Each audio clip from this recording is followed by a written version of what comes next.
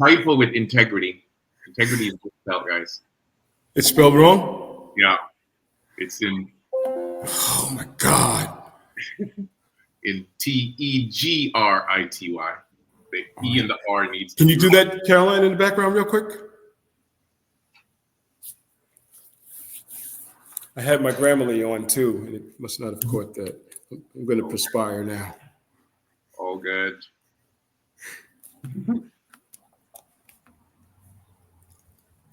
Anyway, we are live in with 30. We are live. So hey, this is CYVERSITY's Impact Interview Series. I know I said in our comments earlier that I know you guys thought we were finished for the year, but this is the last.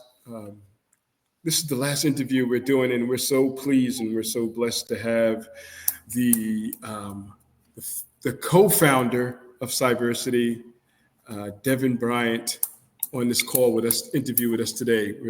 Devon, we're so looking forward to this. I wanted to close the season out with a bang, and I'm glad you agreed to connect with us. Not only is Devon the co-founder of ICMCP, which is now CYVERSITY, and that word CYVERSITY is a play on diversity and cybersecurity, and we'll get to that a little bit later.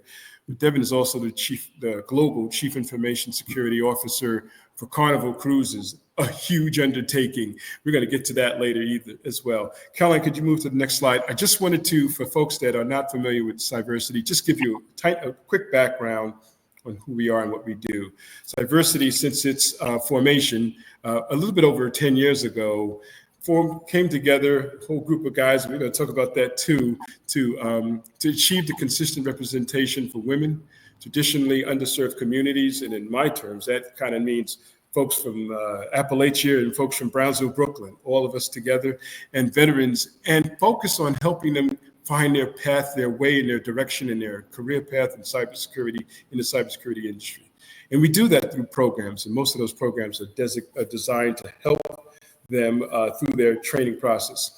In January 2022, we became a membership organization where students invest $20 in themselves and professionals invest $100 in themselves to get an opportunity to gain access to some of the resources that we have, and those resources are training on demand, networking events, mentorship, scholarships, chapter development, and the like.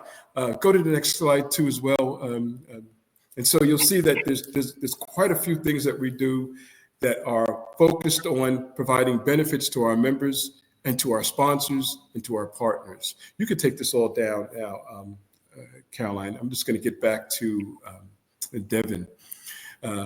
This whole conversation today sort of germinated around a conversation Devon and I had about, any road to get you there. And so we wanted to spend some time talking about that. But before we get to that, I want to say this to those folks that are in the comment section that are online. Welcome, firstly. Thank you for coming. And we're going to spend a lot of time talking today, but I don't want to wait on the questions. If you got questions and you've looked at Devon's background, and in fact, our back office, Caroline, is going to put up Devon's LinkedIn and my LinkedIn as well. If you've spent your time looking at Devon's background, I'm sure you may have questions for him because he's been a CISO for quite some time. And most folks want to become a CISO. But don't wait on the questions. Ask your questions, and we're ready to go with that. Devon, welcome. Thanks again for being here. Thank you so much for having me, David. Yeah, man, this is really a great close to our 2024 season to have you here. It's a perfect close for me. I know I have told this story, but I came around you guys in dating ourselves. But I've been telling this story at public speaking events, the story of CYVERSITY and how it formed for quite some time. I'm the reasonable facsimile to your original version of how CYVERSITY formed. And I remember clearly it was you and Larry and Julian and Carlos and Eric, and you guys were at the Moscone Center in San Francisco in 2014, up at the mezzanine section, and you guys started talking about representation and things of that matter. Can you just give us your original version of that? And I have a follow-up question after that as well. But give us your version, Devon. Yeah. So as you said, David, Carlos Edwards, who at the time was my colleague. We were both running the Computer Security Incident Response Center for the Internal Revenue Service. We, upon attending these cybersecurity conferences each year, certainly as a part of looking at our internal pipeline of candidates applying for roles and interviewing them, we just weren't seeing, enough of a diverse slate. There weren't enough women and people of color. So certainly at that year at RSA, we started conversations with folks who have a shared passion about doing something about this challenge. And we were encouraged to reach out to Larry Whiteside Jr., Julian Waits, Eric Perminter. And so the five of us got together and spent some time talking about actually developing an approach that would move the needle, right? So it was less about continuing to admire the problem, less about continuing to speak about it, write about it, platform about it. It was more about what could we actually do from an action orientation perspective, knowing how complex this problem is, because there are various tentacles to why there is such an underrepresentation of women and people of color in the cyber industry. But we felt a calling almost to do something. And so that motivation led us to create a 501c3. We intentionally wanted it to be a public charity, and 501c3 was the way we decided to go. And so, right there at RSA, we started pulling together what we thought was going to be the initial board of directors, the bylaws, and all that. And so we filed paperwork with the IRS, and we got our certification as an official 501c3 organization. And we have been so truly lucky and so truly blessed to have volunteers, David, like yourself, who've been with us basically since jump, right? Since day zero, who take time away from their day jobs, their family, their church, everything else that they could be doing to pour into our programs, right? So all our volunteers, and most importantly and urgently, our organizations like ours do not exist without the generosity, the benevolence of sponsors, right? So we're not in the for-profit business. We don't generate revenue. Our scholarship programs, our mentoring programs, our chapters, all of that exists based purely and solely on the benevolence of sponsors who pour into us, as well as our volunteers. So that's at a very high level, is the origins of CYVERSITY, ICMCV, which then became CYVERSITY. And I'm just so truly blessed and so truly lucky to have been part of the journey with 5 talented execs who had the shared vision to try to move the needle in the industry to make it a little bit more diverse than we found it. Good. Thank you. That's a great sort of introduction, great conversation about where we are, where we started and where we are today. I wanted to ask this question. I sometimes ask this question. Devon, I mean, you're a CISO now, but is that what you always wanted to be? When you're growing up in, and if you don't mind me saying, Jamaica to an extent, we're both island brothers, right? But growing up, is that what you really wanted to be? Did you want to be a pilot or something else? What did you want to be, if not in cybersecurity? So David has inside information, but yeah. So to your question, David, I am an immigrant. I'm a first-generation American. I migrated here from Kingston, Jamaica. At the time of my migration, I say prior to my migration, I was enrolled in the pre-med program at the University of the West Indies. So I joke that I went from trying to cure viruses and infections in humans to curing them in computer systems, right? But I would point to the creator who guided my path, because I was strong in math. I was gifted at problem solving. And so my undergrad was in applied mathematics and major in applied math, minor in computer science. I applied to the United States Air Force commissioning program and was accepted. Well, first I enlisted in the Air Force, then I finished my degree, and that's another story in terms of just grit, determination, ambition, because I went in and enlisted. I hadn't finished my degree when I left Jamaica, finished it, taking night classes at my first assignment in Ellsworth Air Force Base, South Dakota, and applied to the Air Force commissioning program. And based on my degree, at the time, there was no cyber, there was information security and network security. The Air Force was recruiting for military officers in those specialties. So I was sent off to go learn information security, network security.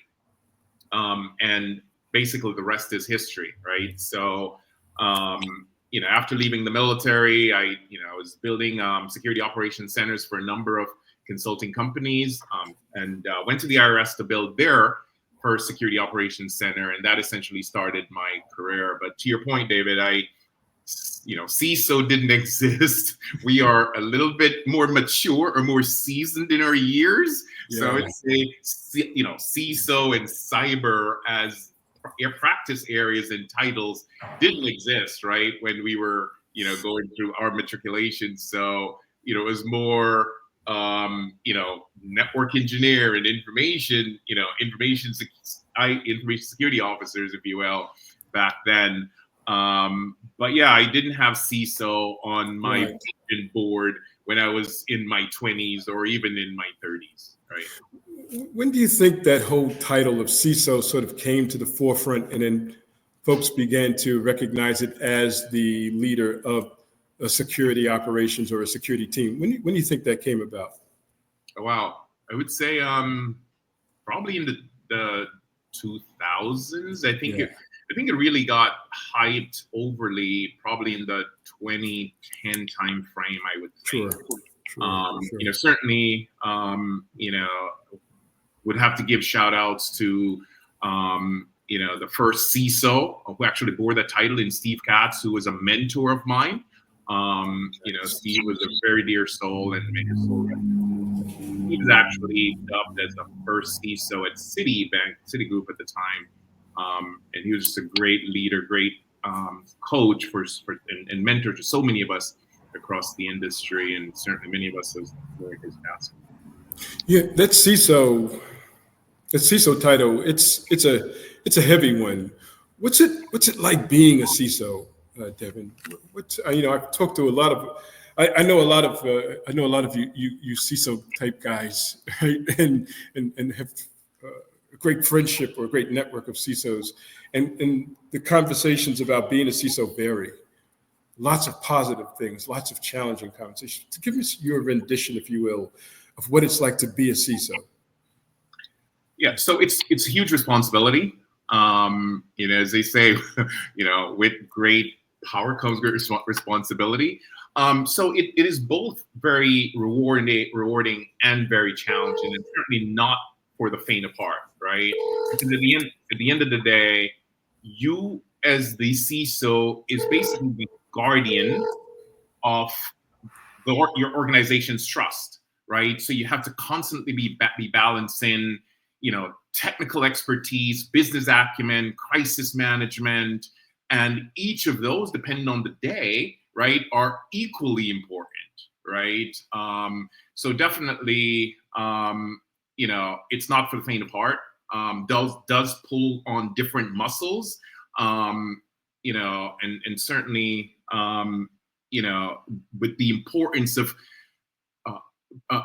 cybersecurity practitioners aligning their goals and objectives with the business imperatives of the company, it certainly requires that business mindset as well. Certainly people leadership skills, right? Because it's not just about the technology.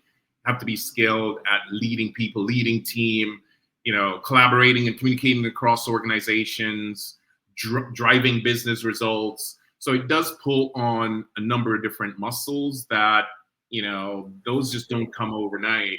They're built and honed over time. But certainly not a role for the faint of heart, based on how important that role is as the guardian of trust for the companies that we're privileged enough to support.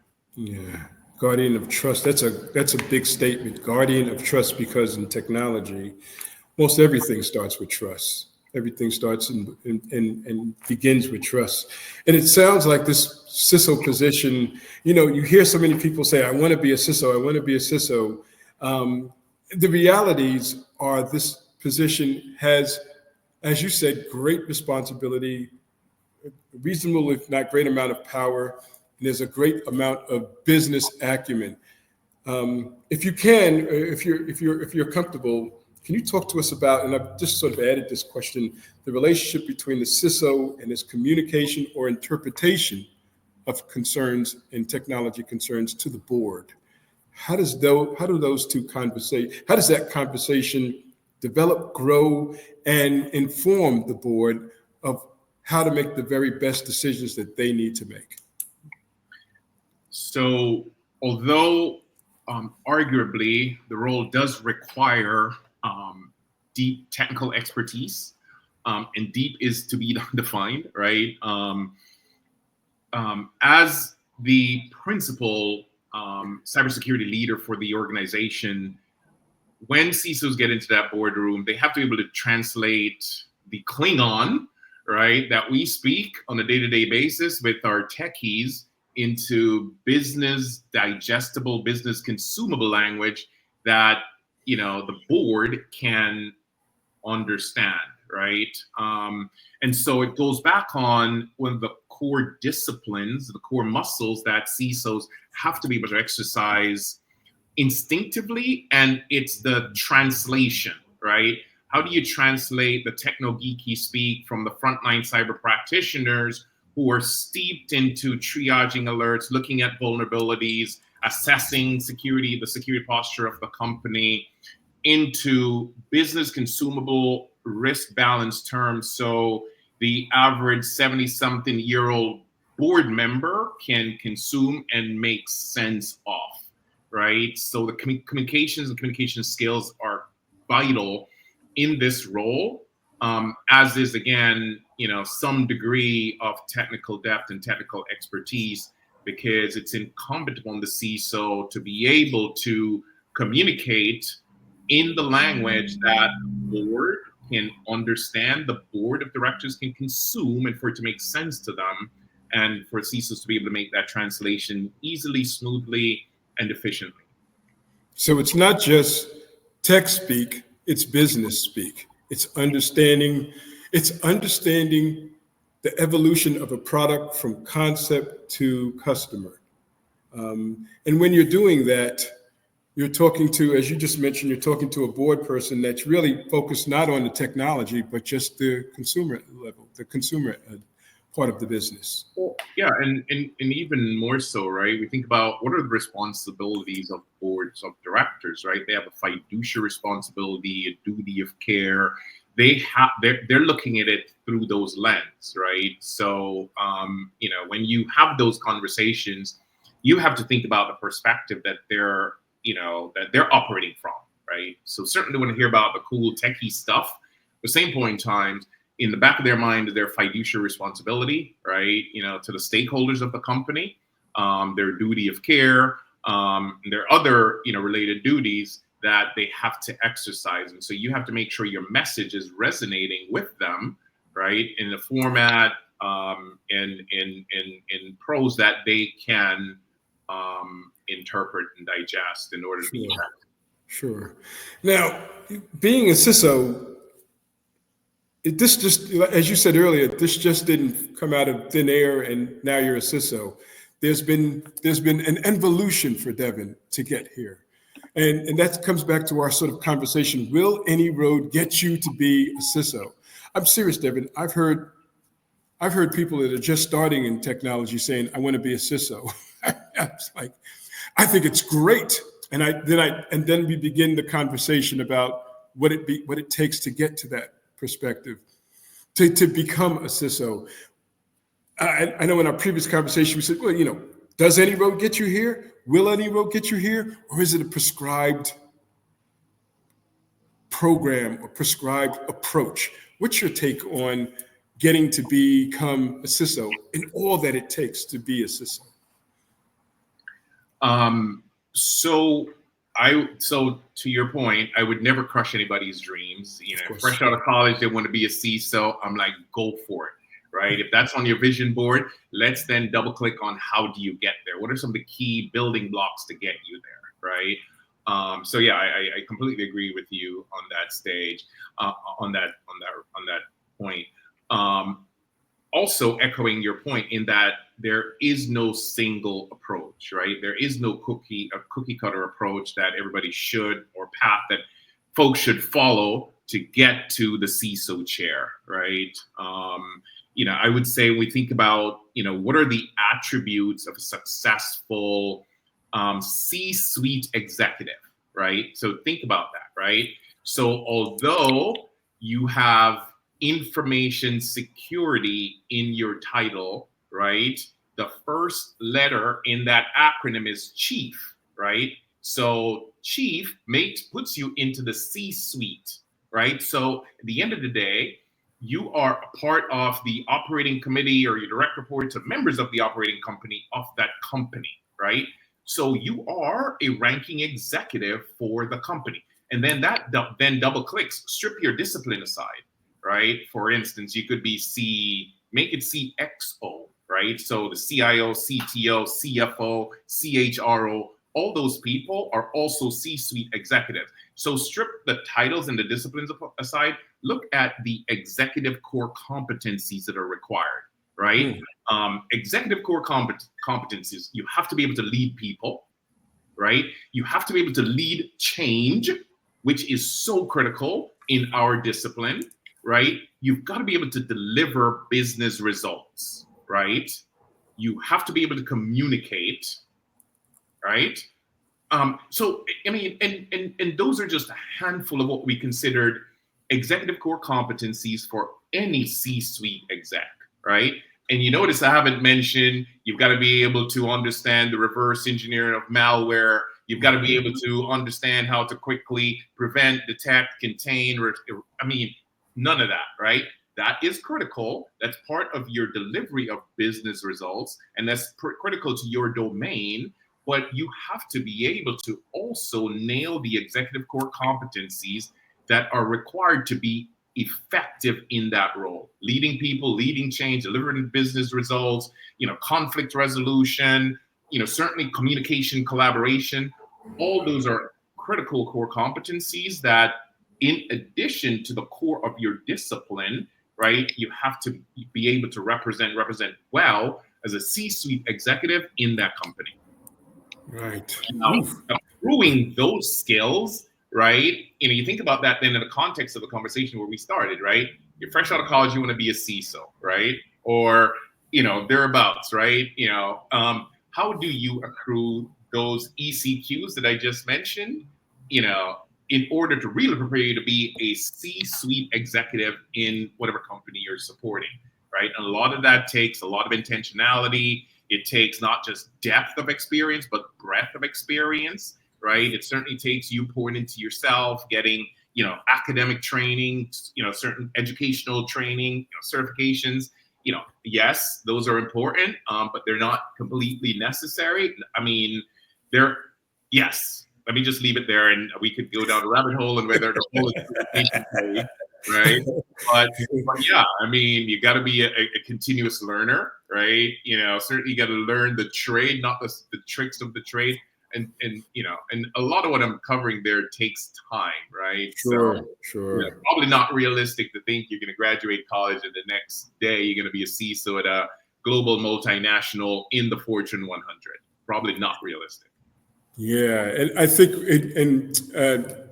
earlier in our montage there, we had service, integrity, and excellence, and those things play heavily into your chief information security role, being able to first provide service, both commercially and professionally, and from a social perspective, which is what you do, Provide integrity because, again, everything starts with trust.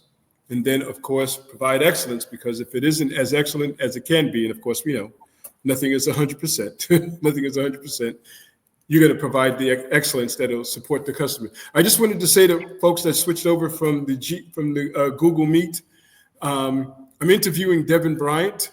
He is the co-founder from CYVERSITY, which is a play on words between diversity and cybersecurity. He founded the International Consortium of Minority Cybersecurity Professionals with a couple of other brilliant and bright cats that I know very well, Larry Whiteside, Julian Waits, Carlos Edwards, and Eric Pimenter. We're not going to wait for questions. If you have questions, ask those questions, all right?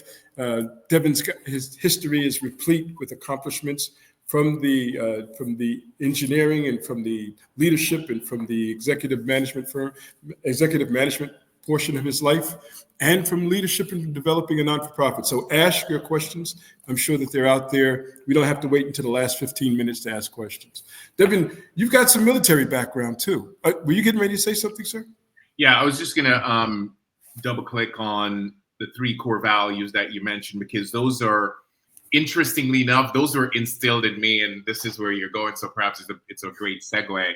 Those were instilled in me as a young airman entering the Air Force. Right. So the Air Force 3 core values are integrity first, service before self, and excellence in all you do. Right.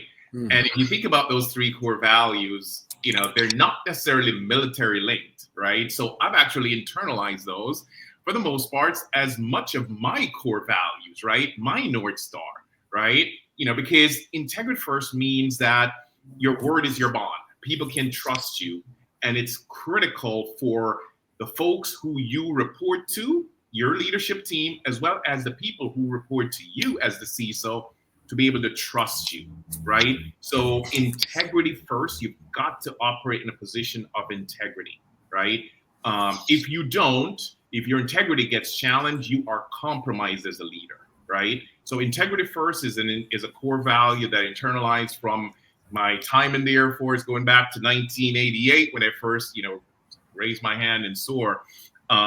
Same with service before self. And service before self isn't just military service. We think about that in the context of even what led to the founding of CYVERSITY, right? It was about serving a community of folks who were overlooked, marginalized, pretty much folks on the sideline, right? So service before self means certainly putting the community, putting others, your team even ahead of your personal desires. So service before self has definitely resonated with me and has served me well as a leader. There's a book written by, is it Simon Sinek that says, Simon Sinek, yeah. Leaders eat last, right? That goes to servant leadership, right? Goes to service before self, right? And the third, excellence in all we do, right? Again, know the trade, not the tricks of the trade, right? And certainly showing up and knocking stuff out of the park, right? And just to keep it real, folks who look like me, right? There's an extra degree of scrutiny that typically we go through. Because there is a perception that, not as talented, not as gifted, not as smart, not as technical. And so, I've always pushed myself to make sure that I am as capable as I am as competent as the next person, right? So, excellence in all you do certainly has been among the core values I've internalized and made it my own over the years. But we were pivoting to military, David. But you mentioned that. Touch on that a little. The military. It's evident that the military has been a part of your fabric and your fiber, because you definitely bring that to the table, and I've learned a lot from you in that regard as well. There are a couple of questions. I know I've got some more questions, but I also said I wanted to make sure that the audience who asked the question got a chance to ask it. Here's one from Matthew Nigel. He's here in Austin. For somebody that is starting out in cybersecurity, what are some, oh man, that jumped. What are some of the core competencies you need as a security professional? We'll ask you that question, Devon. Starting out in cyber? Yes. And Matthew is a Austin Community College cybersecurity major, if I recall correctly. And so he is starting out. And so he's got some things that he's starting out with. But how do you begin that whole process? I mean, do you got to choose something? Do you got to select something? Do I got to say I want to be this, that, or the other? What do you do? How do you start? So it's a great question, Matthew, and thank you for asking. There's a couple of things I would point out that could help you kind of, help your focus, if you will, and including among those is, try to get an internship as early as possible so you can actually get exposure and hands-on, right? From a practical skills perspective, I would say this. Do not limit yourself to any one particular operating system. I've seen too many practitioners who grew up on Microsoft and that's all they know. Or they grow up on, Linux and that's all they know, right? Most companies typically have multiples, right? Most cybersecurity teams, you have to be able to be multilingual with your navigation of the various operating systems, right? I would argue the same is also true for cloud, right? Most companies typically have a hybrid and a multi-cloud infrastructure. So yes, be familiar with AWS, but don't ignore Google. Do not ignore Azure, right? So be as broad as you can, and the principles and the concepts from these typically apply to the different cloud services providers, but know the big ones, right? There are many others, but know the big ones. Understand how networks work, right? You have to know what happens when you hit enter on your keyboard. What happens? How does packets move from your computer to wherever else it's going to go on the internet, right? Very few people can explain that process. Very few people can explain how does DNS actually work? What is the role of DNS, right? So get under the hood a little bit and understand. I think one of the greatest books I've read, it's TCP/IP, how the internet really works, and it's all based on TCP/IP, right? So definitely, if this is going to be your chosen career field, again, know the tradecraft, not just the tricks of the trade, right? And I could go on and on, right? But you can arguably say the same with being able to detect badness, right? I'll share this with you, and I think I just shared this scenario in a SANS skill-based hiring webinar I did.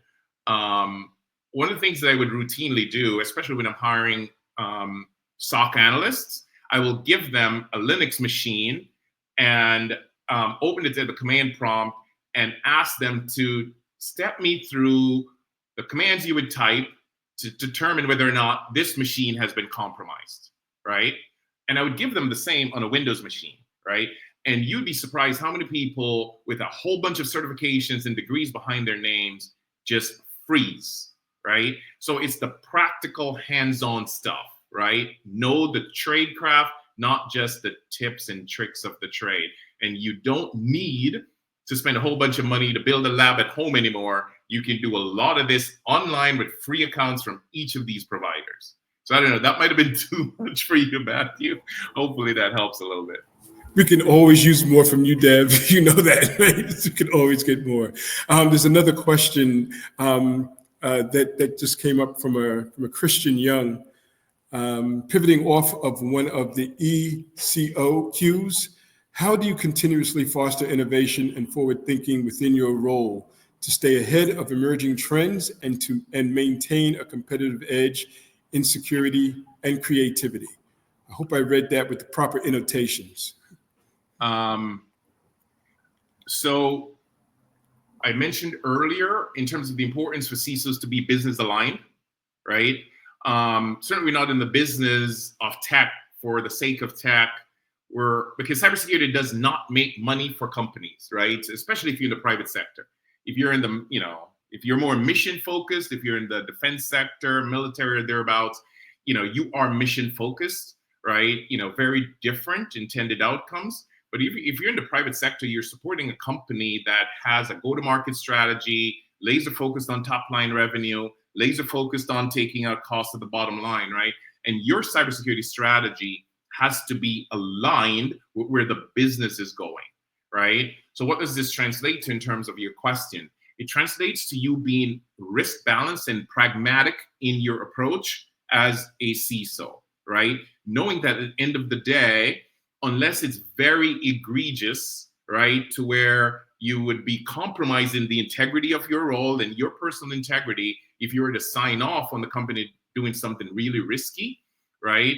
That you have to come up with pragmatic solutions, pragmatic approach that allows the business to move forward, but with the right controls in place, right? So what are the compensatory controls you can apply to allow the business to move forward at the speed of market, at market speed, while not unduly exposing the company to cybersecurity risks, right? Going back to that guardian of trust, right? So it also translates, Kristen, to you being current. So you being a continuous learner, you understanding the technologies that are being deployed by the business, understanding the business imperatives that the teams are pushing against, and then bring your expertise on how do you help to create those guardrails, right, to allow the business to move forward without adversely exposing the company.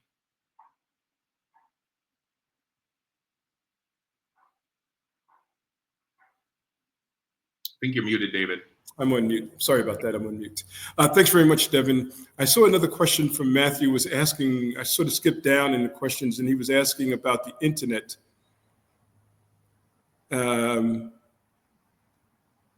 How does the internet really work by Article 19? And while you were speaking, I flew over to look at Article 19. There are multiple matches for Article 19, Declaration of Independence, Declaration of Human Rights. Are you familiar with this question about Article 19? And Matthew, would you like to give some more details? Would you like to type more into your question? I think what Matthew was responding to a previous question in terms of the book I'd mentioned. I think the book that I mentioned was Internet Working with TCIP by Douglas Comer. Also mentioned How the Internet Really Works, which is a second book. So I'd actually combined both of them. So sorry for the confusion there. But there are actually two books. The one, How the Internet Really Works, which is a great read. And the other one is, Internet Working with TCP/IP. Thanks for clearing that up, Devon. I appreciate it much. Your journey in cybersecurity, as great as it has been and as challenging as it has been, it hasn't been a cakewalk necessarily. It hasn't been a cakewalk. Would you be comfortable sharing one of the challenges that you faced and how you dealt with that challenge, and what were the influences or the things that you learned from that challenge? I'm asking that question because, of course, we're all going to come face to face with something that feels insurmountable. Where do we draw on? Who do we draw on? What do we draw on in order to see the challenge, address the challenge, overcome the challenge? If you care to share some of that with us, please. Yeah. Very high level. Very high level. Yeah. So challenge, there's been many, right? I mean, I think, you talk to any CISOs at some point in time, they've had to make critical decisions without, all the information they needed, and, split-second decision, fog of war kind of scenarios, right? I recall earlier in my career disconnecting the IRS from the internet, right? Because of back then it was network-borne malware propagation that we couldn't contain, right? So yeah, I mean, certainly lots of learnings from that, but difficult decisions. A lot of those have come down to there was a time where I had to, consistent with the direction the company was headed in kind of reducing operating expenses, right, to reduce the size of my onshore team, right? Certainly goes with that, with the DNA strand that has to do with, people and teams and being mission first, but people always. It's never easy, to look somebody in the eye and tell them that, unfortunately, we have to go another direction. Unfortunately, your position is no longer needed with the company, right? So those are some of the more difficult conversations that I've had. Same with, when you exit somebody who deserves to be exited, it's not a big deal, right? But at times where I've had to promote people, certainly deserving folks, but then having the conversation with the folks who did not get that promotion, even though they believe that they're ready, right? And laying out for them why they didn't get it, those can be challenging as well. But yeah, I think many of the other challenges that surface in terms of, going through the budget gauntlet to get funding for the cyber initiatives, having to scale back on your programs because you were basically directed to take a 10% haircut out of your budget. All those are, difficult, scenarios to navigate, but they are par for the course, so to speak, based again on, what's inherent in our role as C-suite execs, because these typically are occurring across the organization. Absolutely. Thanks for that answer, Dev. Appreciate it much, man. I know there's a question here about AI I want to go to, but before I go there, I want to our guy has a question. But before I go there, I wanted to get to ask you to address Ms. Klein's, Natalia Klein's question about what's the biggest challenge you faced as a cyber leader and a CISO. Just sort of address that question. I know you delved into it a little bit in the last answer, but if you can just, give us something a tiny bit more substantive, if you don't mind. Yeah, biggest challenge. So being a paid paranoid and being, I guess paranoid by nature and paranoid by trade, I always worry about the unknown. Right? So am I sitting on something that my team has not yet uncovered, right? So it's the, it's being able to certainly you provide the assurance that you can based on the facts and data that you have at your disposal, the due diligence that's been applied, but it's always gnawing at me that, what if, there's something here that we have not yet uncovered, right? And certainly, I caveat, my assurance statements, along those lines, right? I never provide any assurance to my companies that, hey, we're airtight, we're bulletproof, right? It's always caveated appropriately, but knowing the sophistication of the actors that we're up against, based on their motive, their capabilities, I at times kind of struggle with just answering that question for myself, right? Sure. Is there something here that I might have missed, right? So yeah, that I would probably cite that among the fact that, as CISOs, we do not have unlimited budget, nor do we have unlimited time, right? And as such, we do the best we can with the resources at our disposal, right? And that certainly includes, making sure that we're taking care of the people who's helping us drive the mission, Sure. right? Sometimes, we're not able to do as much for the people as I would like. So I don't know. That might not quite be it, but those are the things that come to mind. But they have your LinkedIn, so they can just ping you again and ask you a little bit more deeper.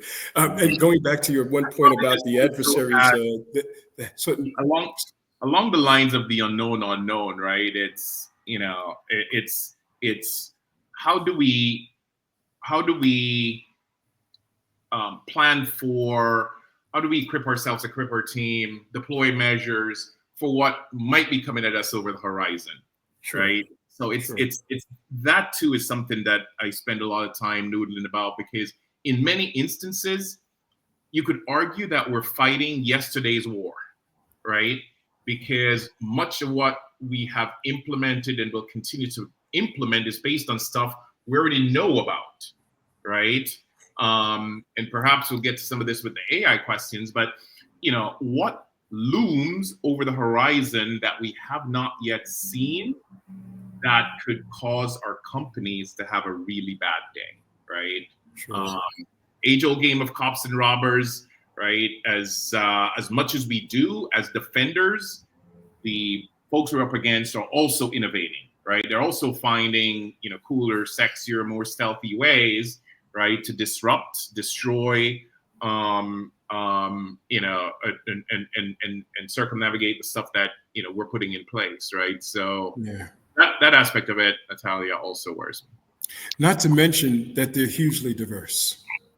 And they have an entirely diverse way of thinking about, diverse if not reverse way of thinking about how to compromise organizations. To move into this AI conversation from a fellow that we both know very well, to sort of combine his two questions, how are you thinking about AI and the future of security, and what should upcoming practitioners do to leverage AI to propel their career forward? So thank you for helping me clean up my response to Matthew Darwin, because he should definitely focus on AI, right? Include that among the core skills that you'll need as a practitioner of the future, Matthew. So yes, Darwin, I envision a future where, certainly there will be offensive AI and defensive AI, right? And there are innovations underway right now with both of those. When we look across, all the iterations of Copilot and Purple from Sentinel, and Assist, Splunk Assist, and on and on and on. All these technology providers, security technology providers, are embedding AI in their tech that they're deploying in our bricks and mortars, right? And so there's only going to be more of that, right? From a defensive AI perspective. And then, as you would imagine, certainly bad actors consistent with their MO are also innovating from an offensive AI perspective, right? Now, will we get to the stage where it's AI battling AI and the carbon-based life forms who used to be in the SOC are out of the picture completely? I don't believe we will get there anytime soon, but I can see definitely more AI-enabled technologies being brought to bear for cyber defense, and certainly from an offensive perspective as well. Great. Devon, I wanted to ask a question, if you don't mind, about DEI. Sure. DEI is it's part of what Cyversity built its reputation around. The political landscape today has undergone some changes where DEI opponents, and even if sometimes obstructionists, have a platform now that they can speak to and speak from, that sort of debunk the idea of DEI. I know what our messaging has been in the past, and I guess my question to you would be, how should our messaging moving forward change? I know we're trying to make sure that the message that diversity or inclusion of every type and kind should be a part of security, cybersecurity, information security. How do we keep that at the forefront and not dissolve into these different factions and corners, if you will? I know it's kind of a big question and maybe a little bit controversial to ask now, but you've been around for a minute and you've seen this evolution. Just wanted to get your perspective. So I would say it's never controversial to ask the question, right? I would say that, for folks who care, the fact that women still represent, at best estimate, 25% of the cybersecurity workforce, but 50% of the US workforce should still be a challenge area that worth exploring and worth having a discussion about. Arguably,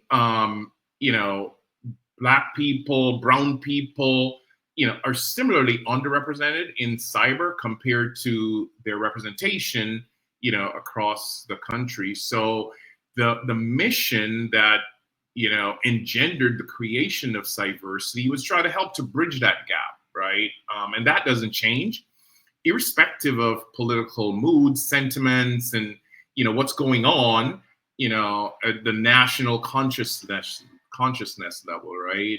We still want our daughters to see cybersecurity as a field that they can choose and should be able to choose to matriculate into and be just as successful, just as supported as their male counterparts, right? We want that for everybody. It's not just a representation issue. There's also huge socioeconomics associated with that, right? We think about lifting people out of poverty, right? I'm certainly a testimonial to that, right?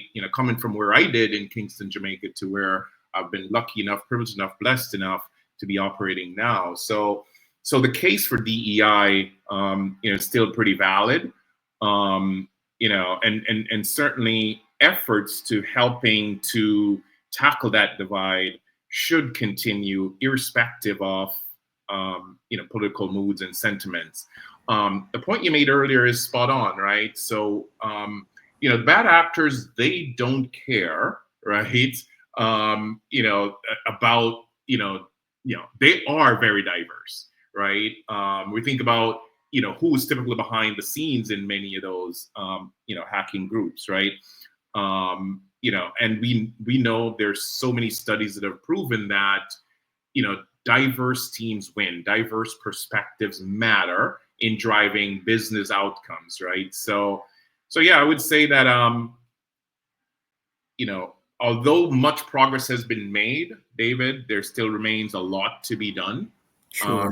And irrespective of political moods and sentiments, the North Star that led to the creation of this organization, the business case that led to the creation of this organization, is still pretty valid, because we do have folks from, underrepresented, underserved, marginalized communities who still, can help us make a difference in the fight that we're against in terms of protecting our systems, our organizations, and data from folks who would seek to do those harm. Absolutely. I mean, the fact still remains that there are diminished levels of engagement from different sectors. I mean, it's just all over. I also read an article from Brookings Institute that spoke about the lack of training everyone in America with some skills as part of the reason why we lack or fall behind in trillions of dollars in economic value in America. We could probably be trillions of dollars more to the good economically if everybody was trained in a marketable skill, whether it's cybersecurity or any vocation. So, I don't think we're necessarily planning to shoot ourselves in the foot, but it does look like it's getting bruised a bit. So I wanted to ask you about your thoughts about advocacy, which is what Cyversity does, and agency, which is something I should do for myself. Mm-hmm. I mean, Cyversity is an advocate. Our original mission statement was about advocating for women and underserved communities and veterans. Where do you draw the line between advocacy and agency? Why draw a line? Both are critically important, right? So, certainly, advocacy is important, right? That's, helping to create opportunities, leveraging your platform, to promote, programs and such. So that's critical. But from an agency perspective, everybody needs to take responsibility and have a sense of onus for their own career development, right? So both are critical and both are very, very I saw a question in the comment from Darius Davis. Yep, So just I was getting ready to go there. and also saw a question there from my nephew as well, Anthony Smith. He's got a bunch of questions. I'll talk to you over dinner later, buddy. But Darius, this will probably require more time than I want to get to the meat and the heart of the environmental variables that triggered that question. So I'd like to please feel free to reach out to me. We can talk some more. But I'll share with you a personal story of mine, right? So I was deputy CISO and acting CISO for a full year at a company that I shall not name. And that company at the time chose to pass me over and hire a CISO from the outside who I thought was less capable, right? So there I was feeling like I was at the glass ceiling. In fact, I actually got a taste of what it meant, like, to break through the glass ceiling, but I didn't get the gig. And at that time, Darius, the decision I made is I am going to go where I am valued. You see what I'm saying? And so I made the decision to leave that company at the time, and I have not looked back. God has been good. So sometimes what's interesting, though, Darius, is that the role I took was not a CISO role, right? Again, we have to be strategic. And this is what I tell all my mentees.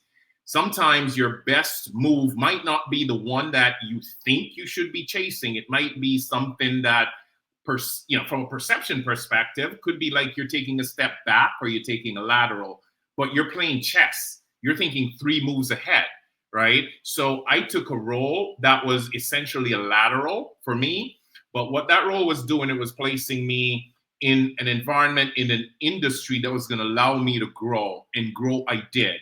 And so within 2.5 years of taking that role, I was back to being a CISO in a much larger, more recognized organization. And my career has just blossomed from there. So happy to talk more with you offline about it, Darius. But if you feel that you're at that stage, think about potentially, if you can't break through, what are your choices, right? You've got to go where you feel valued and where you are valued. Wonderful, wonderful.